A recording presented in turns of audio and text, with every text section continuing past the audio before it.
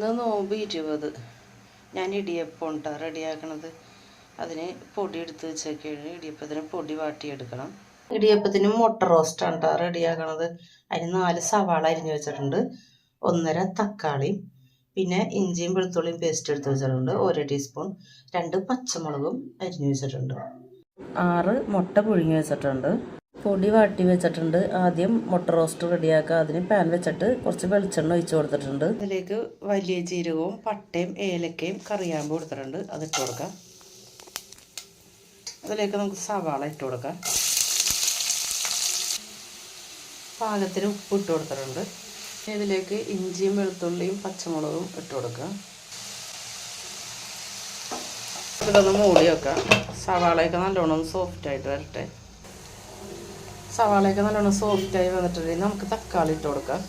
നല്ലോണം മിക്സ് ചെയ്തെടുക്കാം. തക്കാളി ഒന്ന് സോഫ്റ്റായിട്ട് വരട്ടെ. തക്കാളി ഇത് സോഫ്റ്റായി വന്നിട്ടുണ്ട്. നമുക്കിനി പൊടികൾ ഇട്ട് കൊടുക്കാം.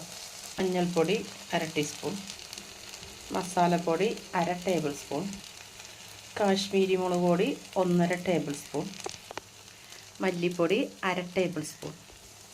പൊടികളുടെയൊക്കെ പച്ചമണം മാറുന്നവരെ വഴറ്റി കൊടുക്കാം.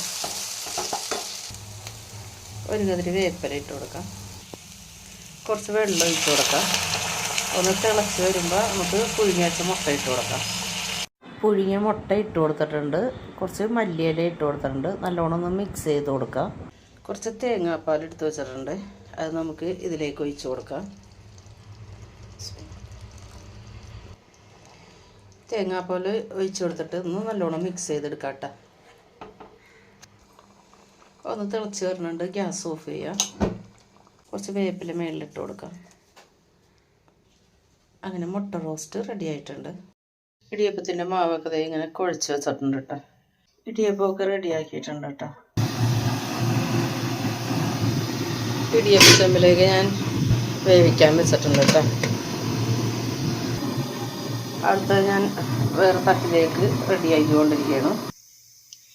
ഇടിയപ്പമൊക്കെ വെന്തിട്ടുണ്ട്. നമുക്ക് വേറെ പാത്രത്തിലേക്ക് മാറ്റാം.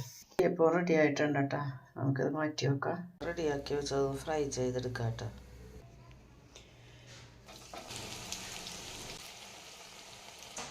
സമൂസ എല്ലാം റെഡിയാക്കിയിട്ടുണ്ട്.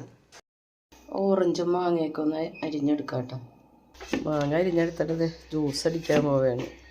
ബാങ്ക് കൊടുക്കാറായപ്പോഴത്തേനും മേശപ്പുറത്തെല്ലാം വെച്ചിട്ടുണ്ട്. ബാങ്ക് കൊടുത്തു കഴിഞ്ഞപ്പോൾ നോമ്പ് തുറന്ന്